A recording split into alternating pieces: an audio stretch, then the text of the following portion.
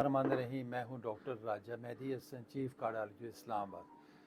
दोस्तों, आज मैं जिस टॉपिक की तरफ आपकी निशानदेही करूंगा वो है फैमिली डिजीज़, यानी ख़ानदान के अंदर जो दिल की बीमारी चल रही होती है उसका किस तरह आपने अपना ख्याल करना है और अपने बहन भाइयों का किस तरीके से आपने जो ज़रूरी टेस्ट हैं वो भी साथ साथ आपने करवाने हैं।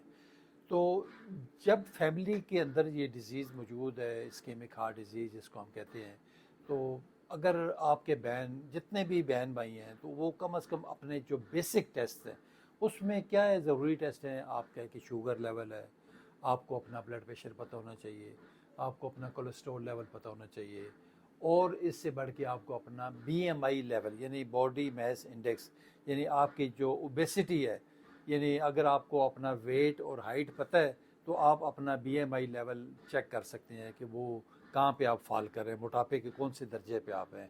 25 तक हम कहते हैं कि वो नॉर्मल है, 25 और 30 के इन बिटवीन हो तो वो कहते हैं ओवरवेट है, 30 से ज़्यादा हो तो उसको हम कहते हैं कि ये ओबीज़ है, मोटापे के शिकार है। इसी तरह रोज़ाना 40 से 50 मिनट ब्रिस्क वॉक करें, और जो टोबैको है, स्मोकिंग जिसको कहते हैं, सिगरेट है, ये नस्वार है, बीड़ी है, हुक्का है, जितने भी बाकी सारे जितने भी जिसमें तंबाकू है, इससे थोड़ा अवॉइड करेंगे तो मैं समझता हूँ कि आप काफ़ी हद तक अपने आप को इस बीमारी से कंट्रोल कर सकते हैं। और रूटीन में अपना कम अज़ कम शुरू में 6 मंथली चेकअप ज़रूरी है। और कोलेस्ट्रॉल लेवल मैं समझता हूँ कि 18 साल के बाद एक दफ़ा हर बंदे को अपना कोलेस्ट्रॉल लेवल डिटेल, जिसमें टोटल कोलेस्ट्रॉल है, ट्राइग्लिसराइड्स है, एलडीएल और एचडीएल लेवल है, ये सारे पता होने चाहिए।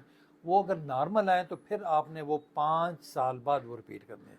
इसी तरह बाकी जो आपके पैरामीटर्स हैं, शुगर, ब्लड प्रेशर, कोलेस्ट्रॉल और जो आपका बीएमआई है, इनको सारा आप गाय बगाए चेक करवाते रहें और अपने डॉक्टर से।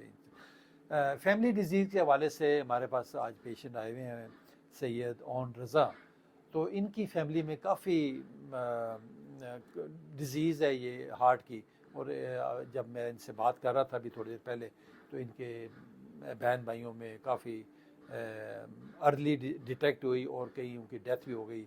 आए हम उनसे पूछते हैं कि कितनी किस तरीके से ये इम्पोर्टेंट है, और आपने भी आगे फ्यूचर में आपने इस तरीके से ख्याल करना है, उसके लिए मैं आपको पैरामीटर्स बताऊंगा, उस पर अमल करेंगे और इंशाल्लाह ताला आपको अल्लाह ताला बचा के रखेगा। ओन साहब अस्सलाम वालेकुम जी।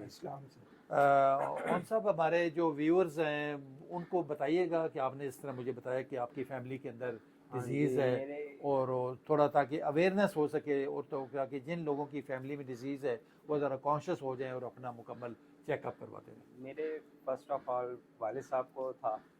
तो वालिद साहब की डेथ भी इसी वजह से हुई। उनका भी कुछ एज अराउंड 50-55 थी। तो उनका भी दिल हट गया था, जिसकी वजह से उनकी डेथ हुई। और फिर मेरे वालदा की डेथ हुई है। उसके बाद मेरा छोटा भाई, बहन सच पहले बहन की डेथ हुई है। कितनी एज थी उनकी? उसकी एज 31-32 अच्छा, सिर्फ। और कोई यानी कि उसको कोई था नहीं, कोई पहले कोई तकलीफ कोई किसी की? तकलीफ वगैरह कुछ भी नहीं था।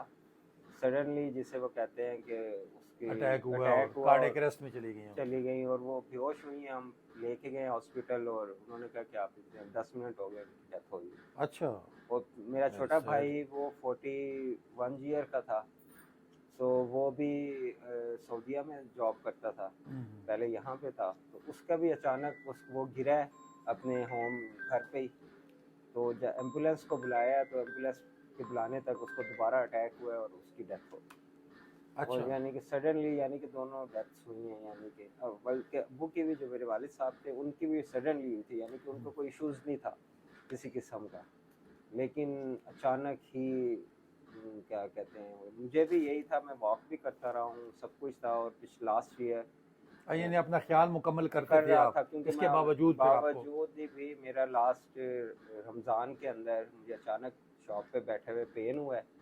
और मैं लेके गया हूँ तो उन्होंने तो कहा है कि उन्होंने जब ईटीटी की वगैरह की उनकी, तो वो क्लियर नहीं आई और उन्होंने मेरा स्टेंट वगैरह डाला है। सो अब मैं यहाँ पे आया हूँ तो उससे मुझे काफ़ी हौसला भी मिला है। और आपकी ने मुझे अच्छे मशवरे दिए हैं कि आप ये दवाई वगैरह यूज़ करें और सारा कुछ।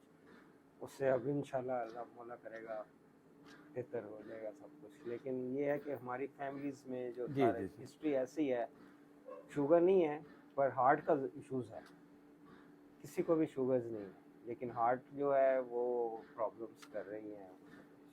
बहुत शुक्रिया उन साहब। जिस तरह आपने सुना कि जब फैमिली के अंदर डिज़ीज़ आ गई है तो फिर देखिए कुछ पता नहीं चलता कि किसको कब कोई हार्ट का इशू हो जाए। इसलिए रेगुलरली अपने मॉलेज के साथ इन टच रहें, रोज़ाना अपनी आदत बनाएं, 40 से 50 मिनट वॉक करें और वॉक की कोशिश करें कि खाली पेट करें, कभी भी खाना खा के न चलें। और अगर आदत नहीं है तो पहले आप स्टेप वाइज 10 से 15 मिनट से शुरू करें, आस्ता आस्ता स्लोली ग्रेजुअली उसको बढ़ाते जाएं, फिर उसको आप 40 मिनट पे चले जाएं और इसको मेक इट ब्रिस्क वॉक, यानी ज़ोर ज़ोर से खाली पेट पैदल चलना, इसको कहते हैं ये ब्रिस्क वॉक होती है। ठीक है। इसी तरह आपने खाने पीने में ख्याल करना है, चिकनाई वाली चीज़ें, घी वाली चीज़ें, तली हुई चीज़ें जितने भी हैं, जैसे बाज़ारी खाने जितने अवॉइड करें। घर के अंदर भी जो खाना बनाएं वो बग़ैर ऑयल के, बग़ैर घी के, क्योंकि देखें जो मेन जो कल्प्रेट है, मेन जो मैं समझता हूँ कि हमारे इस बॉडी का हार्ट अटैक का जो दहशतगर्द है वो आपके ये फैट्स हैं, सैचुरेटेड फैट्स हैं जो ऑयल और घी की शक्ल में आते हैं, जो मक्खन में होते हैं और बाकी इस तरह चिकनाई वाली जितनी चीज़ें हैं, तो इनको आपने अवॉइड करना होगा। घर के अंदर कोशिश करें, ख़ास कर जिनके फैमिली में डिजीज़ है वो बिल्कुल ऑयल और घी को, एक तो देखिए काफ़ी महंगा है और दूसरा आपको नुकसान देता है। बीमारी मैं समझता हूँ कि ये मेन सोर्स आपका जो है ना वो आपका ये ऑयल और घी है। इसको अवॉइड करें, बग़ैर घी के, बग़ैर ऑयल के उबाल लें, गला लें, उसमें नमक, मिर्च, टमाटर, प्याज हर चीज़ डालें, उसको अच्छा टेस्टी बनाएं और उसको बनाएं। ये कोई नेमत नहीं है, तो ना इसके बग़ैर ऐसी चीज़ है कि खाना ना बन सकता हो आपको। ठीक है। और अगर किसी को साथ शुगर है, ब्लड प्रेशर है, मोटापा है, उसको अपना मॉलेज से प्रॉपर एडवाइस लेके उसको कंट्रोल रखें।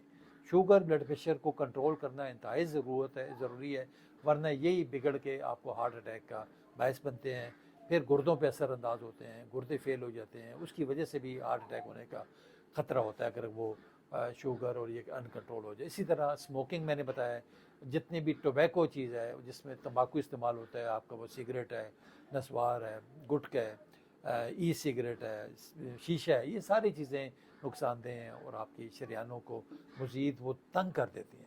तो मैं समझता हूँ अपना मुकम्मल चेकअप करवाते रहना चाहिए, अपने कार्डियोलॉजिस्ट से इन टच रहें और जो ज़रूरी टेस्ट है, अगर आपको थोड़ा सा भी शक हो तो कम से कम साल 2 साल बाद अपनी ETT, एको वगैरह भी लाजमी करवाएं। और जो स्पेशली डायबिटिक पेशेंट्स हैं, जो शुगर वाले मरीज़ हैं और हाई ब्लड प्रेशर वाले मरीज़ हैं, वो 40 से ऊपर मैं समझता हूँ उनको अपना CT एंजियोग्राफी भी करवानी चाहिए, ताकि बीमारी की जो नोयत है, अगर उनमें कोई ब्लॉकेज उनकी शरीयानों में आ रही है तो वो डिटेक्ट वहाँ पे CT एंजियोग्राफी पे हो जाएगी। क्योंकि ये सारे ये पैरामीटर्स हैं मुख्तलिफ जो अपने आप को फिट रखने के लिए, बीमारियों से दूर करने के लिए। इसके बावजूद आपको कोई क्वेरी हो, कोई क्वेश्चन हो, मेरे यूट्यूब चैनल पे जाएं, टिकटॉक पे जाएं, मुझसे क्वेश्चन पूछें, इंशाल्लाह ताला मैं आपको आंसर करूँगा और आपको अवेयरनेस के हवाले से, प्रिवेंशन के हवाले से मुख्तलिफ टिप्स भी देता रहूँगा और गाइड भी करता रहूँगा। आप सब हमारे इस जो यूट्यूब चैनल है इसको सब्सक्राइब करें, ताकि आप तक बर वक्त हमारी अवेयरनेस के हवाले से ये वीडियोस आप तक पहुंच सकें। और अगर मज़ीद आपको ये मुझसे बात करना चाहते हैं तो मेरा नंबर है 0335 555 7271। तो इस दुआ के साथ कि अल्लाह ताला आप सबको बीमारियों से और स्पेशली दिल के अमराज से बचा के रखे और अपने हिफ्ज़-ओ-मान में। बहुत शुक्रिया, थैंक यू वेरी मच।